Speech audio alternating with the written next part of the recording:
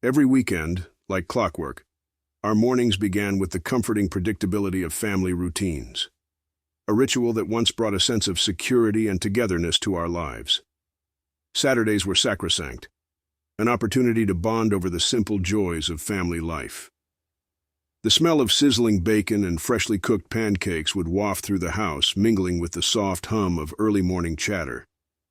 Emma and I would prepare breakfast together, our movements synchronized in a dance of domesticity that had become second nature. Our two daughters, full of youthful energy, would scamper around the kitchen, their laughter and innocent banter creating a semblance of normalcy and warmth that we both cherished. These moments were meant to be a sanctuary from the outside world, a space where our family could escape the daily grind and reconnect. However, beneath this veneer of contentment, an insidious tension had been brewing, a silent storm that neither a fluffy stack of pancakes nor the syrupy smiles of my daughters could dispel. As we gathered around the breakfast table, the conversation usually revolved around our plans for the weekend. Emma and I would discuss possible outings, trips to the park, visits to the zoo, or perhaps a family movie night. I would listen intently, trying to maintain the illusion of a harmonious family dynamic, while Emma's distracted demeanor gnawed at my insides. Her eyes would often drift away from me, focusing on some distant thought or worry, and her responses to my queries about our plans became increasingly mechanical. It was as though she was physically present but emotionally detached, her mind wandering far from the warmth of our shared moments. One particular Saturday, this growing chasm between us became glaringly apparent. As we attempted to plan our day, Emma's phone buzzed incessantly, each vibration a harsh reminder of something that seemed just out of reach. Her dismissive attitude toward my questions about her day or our future plans felt like a sharp jab, the disconnection between us palpable. The phone's constant buzzing was a stark contrast to the calm facade we had cultivated, each notification a harbinger of the discord simmering beneath our surface. Later that afternoon, as I walked past Emma's study, I noticed her laptop open on the desk, its screen displaying a browser history that made my heart skip a beat. A trail of messages and emails between Emma and David, the new commercial director at her company, was laid bare before me. The words were stark and unambiguous, revealing an affair that I had suspected but hoped was merely a figment of my imagination. The realization hit me with the force of a freight train, leaving me breathless and disoriented. My mind raced through a tumult of emotions, disbelief, betrayal, and a profound sense of loss. The once comforting sights and sounds of our weekend routine now seemed like cruel mockeries. The laughter of my children, once a symbol of our family's joy, now felt hollow in the face of this painful revelation. The aroma of breakfast, which had once been a beacon of our togetherness, now seemed to suffocate me with its sweetness. Emma's casual demeanor that morning, her almost robotic responses, and the coldness in her eyes suddenly made sense. The comfortable facade of our family life had been a mirage, a carefully crafted illusion that concealed the harsh reality of her infidelity. As I stared at the damning evidence on the screen, I felt the ground shift beneath me, the weight of betrayal crashing down with an overwhelming intensity.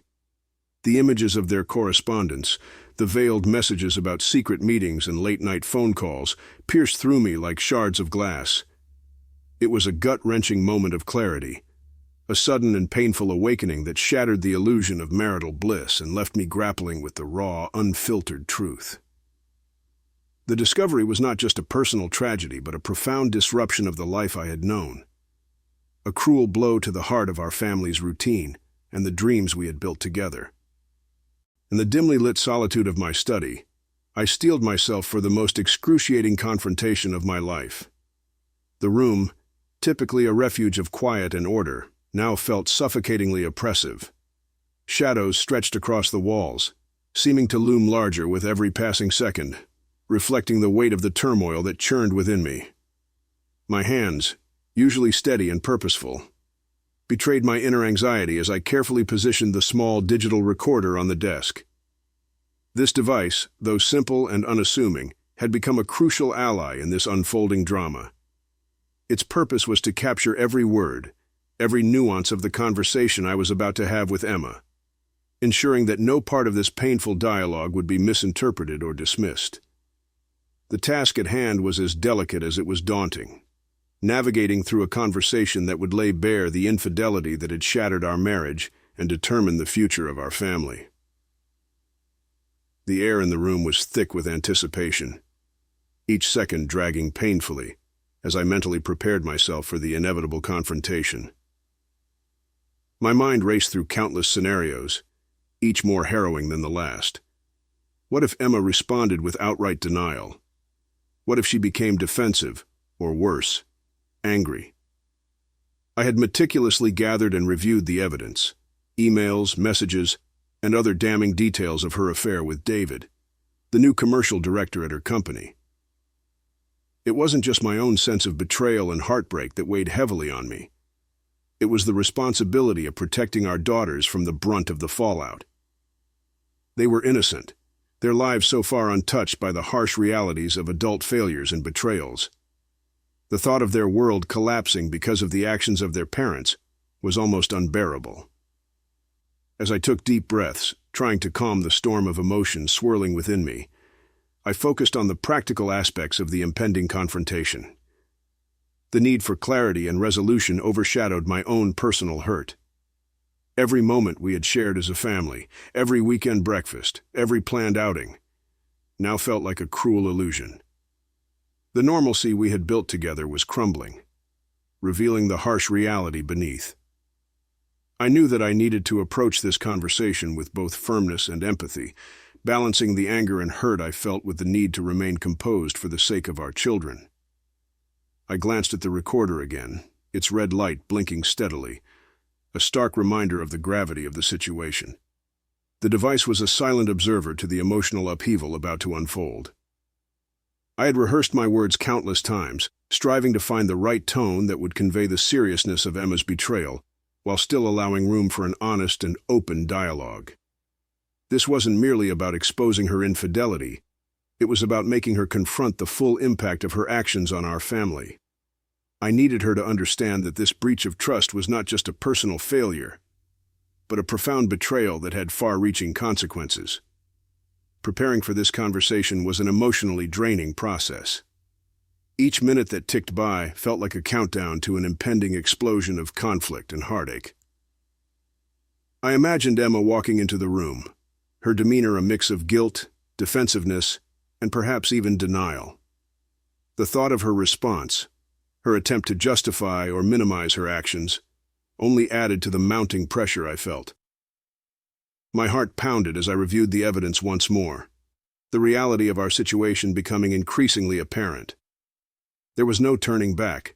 This conversation would be a definitive turning point in our lives. With a final deep breath, I gathered my resolve. The recorder was set. My mind was as focused as it could be under the circumstances, and my heart was heavy with the burden of truth. I knew that this conversation would mark the end of the illusion we had clung to and the beginning of a new, painful reality. I braced myself for the difficult dialogue ahead, determined to face the truth head-on and protect our daughters from the inevitable fallout of our shattered marriage.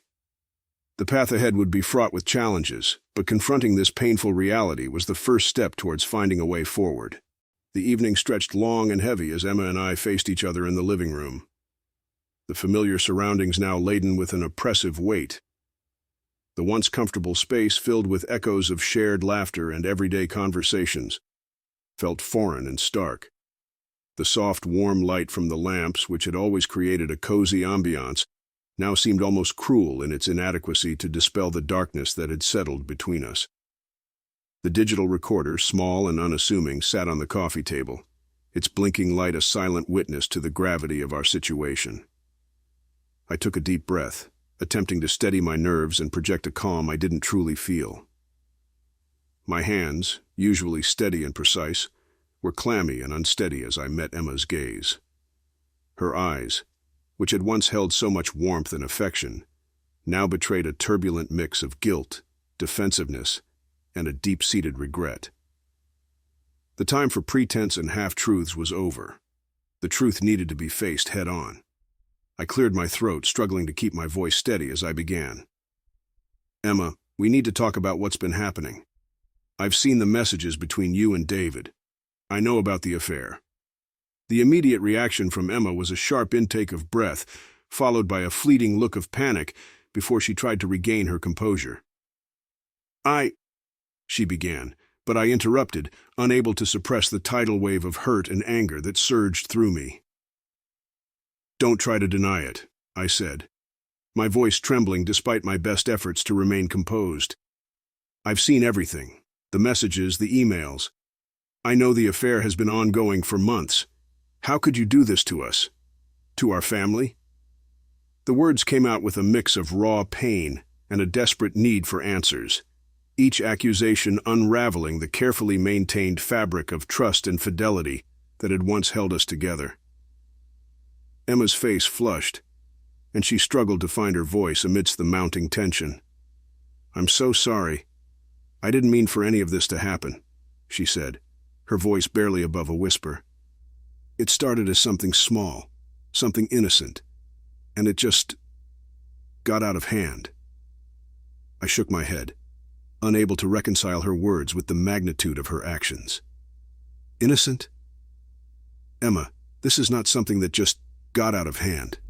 It's a betrayal, a deliberate choice. And now you want to talk about a temporary separation? Her expression shifted to one of resignation, her shoulders slumping as she met my gaze with a mix of desperation and sorrow.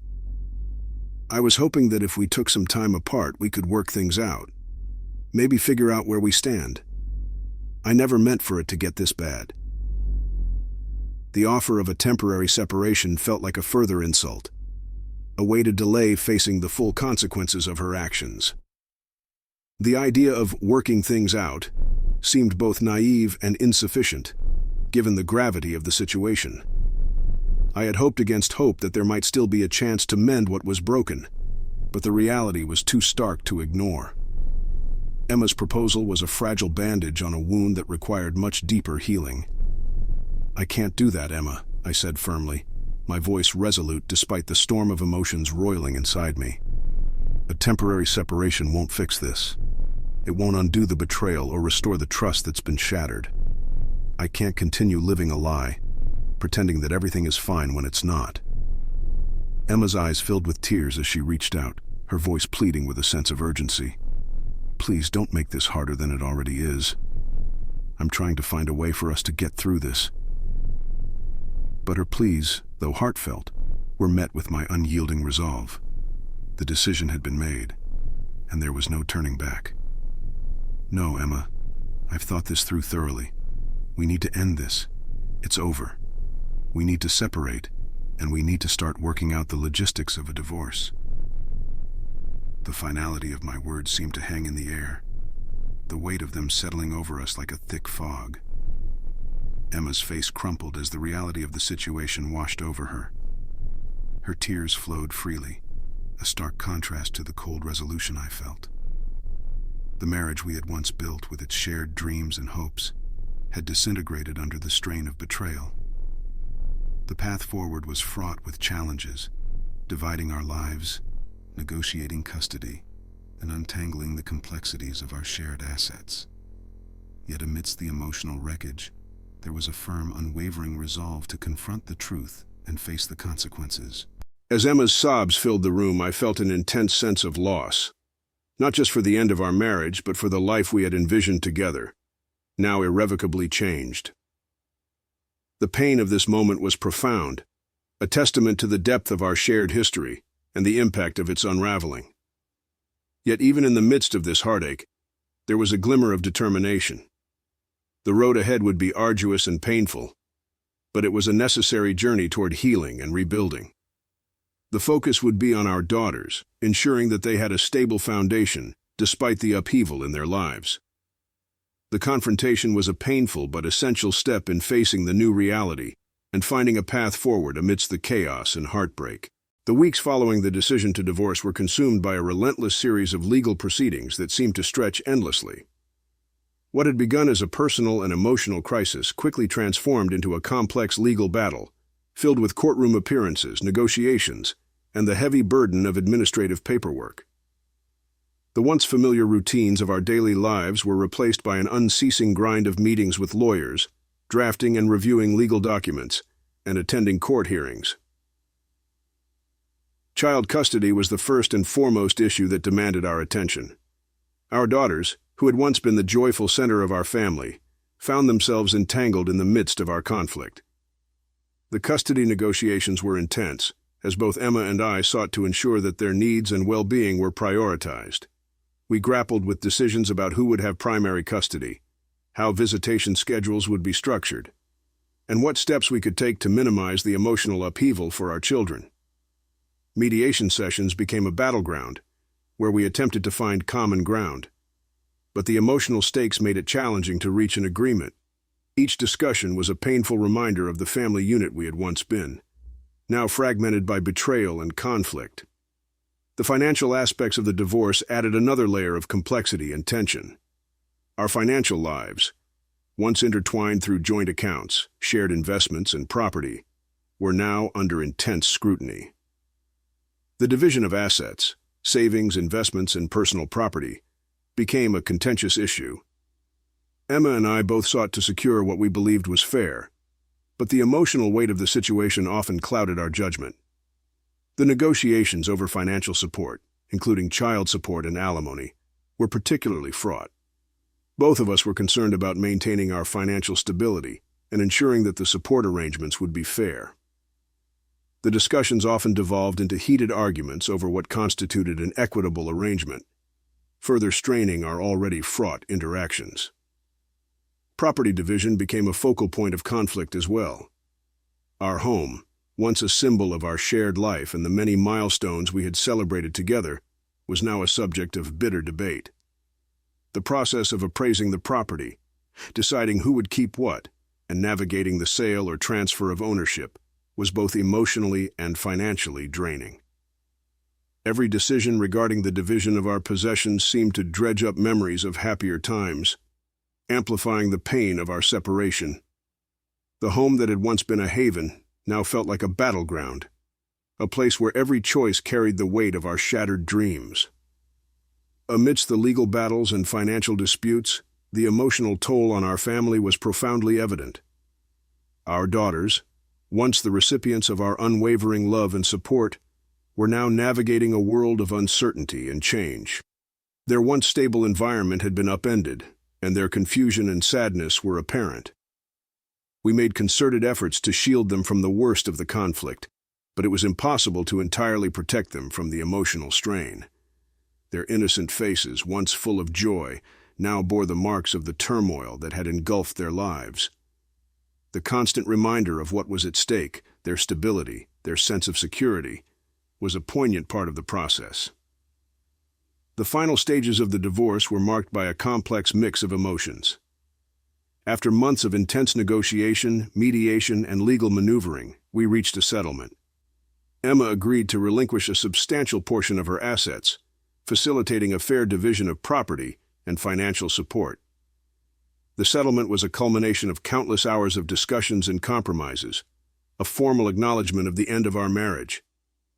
It was a bittersweet resolution, a formal conclusion to the tumultuous chapter of our lives, but also a stark reminder of the pain and loss that had accompanied it. The official divorce was finalized in a courtroom that felt detached from the personal tragedies unfolding within its walls. The judge's decree was a formal acknowledgement of our separation, a legal document that would forever alter our lives. As the gavel came down, signaling the end of the proceedings, there was a profound sense of finality. The marriage that had once been a source of comfort and stability was now officially over, its dissolution marked by a series of legal and emotional battles. As we moved forward, the path ahead was one of rebuilding and adjustment. Emma and I were now embarking on separate journeys, each facing the challenges of creating new lives apart from one another. The emotional scars of the divorce would take time to heal, and the process of separation had been a necessary step toward finding a new sense of normalcy. Despite the pain and difficulty, there was an understanding that, for the sake of our daughters and our own personal growth, it was time to embrace the next chapter of our lives. The legal proceedings had been a grueling ordeal, but they had also paved the way for a future where healing and renewal were possible, even in the wake of such profound loss. As the legal proceedings drew to a close and the official divorce decree was finalized, the reality of our new lives began to set in. The once complex tapestry of our shared existence was now reduced to separate threads, each of us navigating the aftermath of our decisions. The sense of finality was both relieving and overwhelming. The marriage that had been a cornerstone of our lives was now a chapter closed, its pages filled with both cherished memories and painful truths.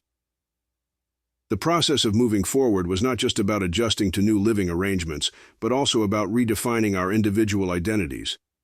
For me, this meant confronting the emotional aftermath of the divorce and finding a way to rebuild my life from the ground up. The once familiar routines and shared spaces were gone, replaced by a new and uncertain reality. Each day brought its own challenges: learning to navigate life as a single parent, managing financial responsibilities on my own, and finding ways to support my daughters as they adjusted to their new circumstances. Our daughters, too, faced their own set of challenges. The transition from a two-parent household to a split arrangement was difficult for them. They had to adjust to living in two separate homes, each with its own set of rules and routines. The stability they had once taken for granted was now replaced by a series of new arrangements, from school pickups to holiday schedules. We made every effort to maintain consistency in their lives, but the emotional toll was evident. They struggled with the changes, their feelings of confusion and sadness often spilling over into their interactions with us. Their school performance and social behavior reflected the impact of the upheaval, making it clear that their emotional well-being needed to be a top priority. Emma and I both focused on providing a stable and supportive environment for our daughters. We engaged in joint parenting meetings to coordinate schedules and address any issues that arose, striving to maintain open lines of communication for the sake of our children. Despite our differences and the pain of our separation, we recognized the importance of presenting a united front when it came to parenting. The goal was to ensure that our daughters felt loved and supported even in the midst of the chaos. On a personal level, I faced the challenge of redefining my own life. The end of my marriage prompted a period of self-reflection and growth. I had to navigate the complexities of single life, from managing household responsibilities to finding new social connections. The freedom that came with being single was both liberating and daunting. I had the opportunity to rediscover my own interests and passions, to explore new possibilities that had been set aside during the marriage. Yet this new chapter was also marked by moments of loneliness and self-doubt.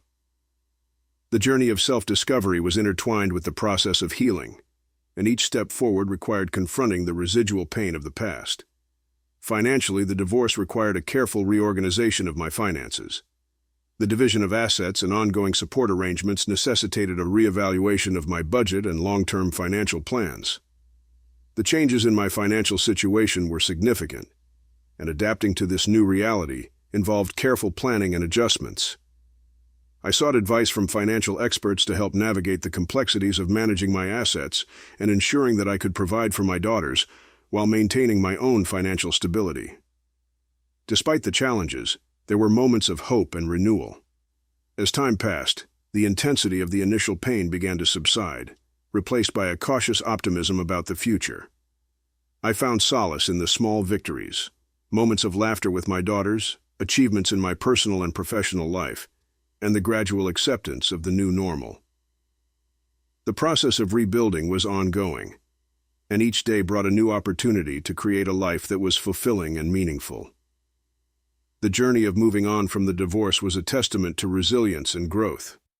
It was about learning to live with the changes, embracing new opportunities, and finding strength in the face of adversity.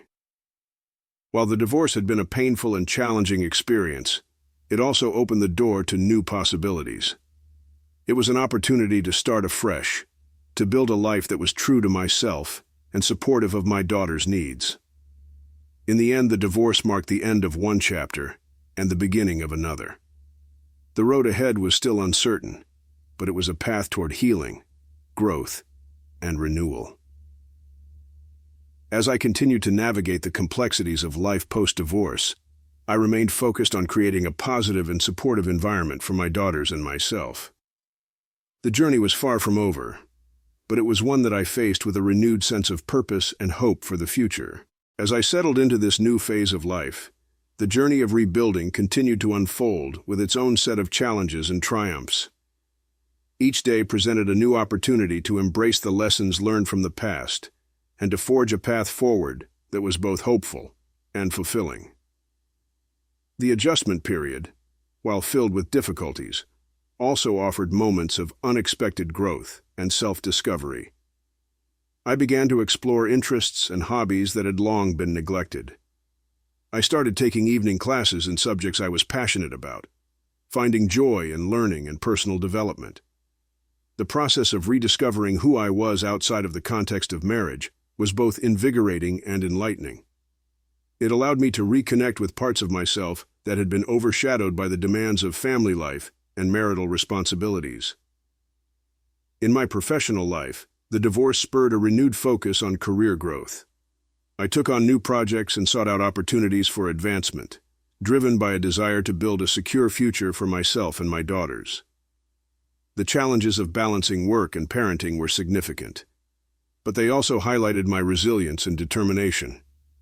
Each success in my career brought a sense of accomplishment and progress, reinforcing my ability to create a positive and stable environment for my family.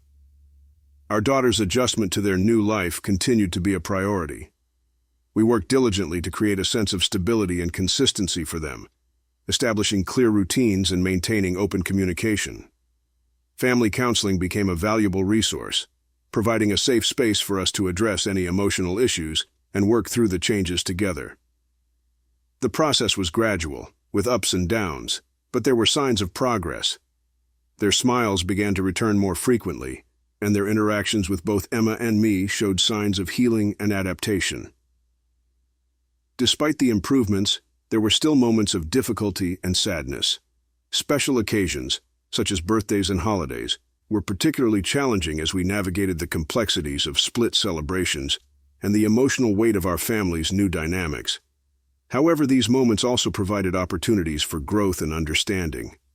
We learned to approach these events with empathy and flexibility, striving to make them as enjoyable and meaningful as possible for our daughters. As time went on, Emma and I found ways to coexist more harmoniously.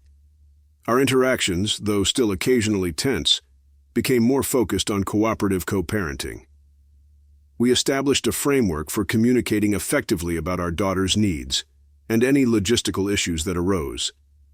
This cooperative approach, while not without its difficulties, was essential for providing a stable and supportive environment for our children.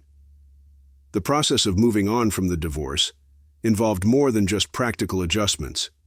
It also required emotional resilience and the ability to embrace new beginnings.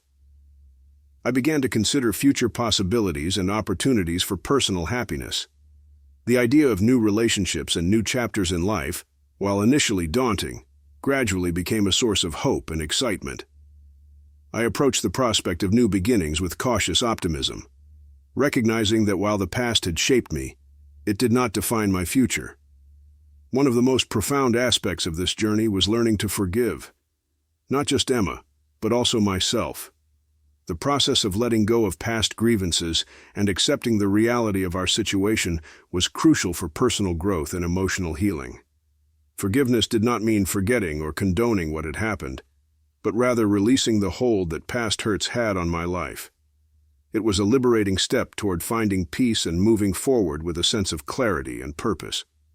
The journey through divorce and its aftermath was a testament to resilience and the enduring capacity for growth and renewal.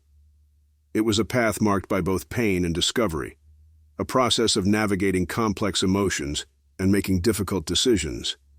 Yet, it was also a journey toward finding strength, embracing change, and building a future that reflected a new sense of self and hope.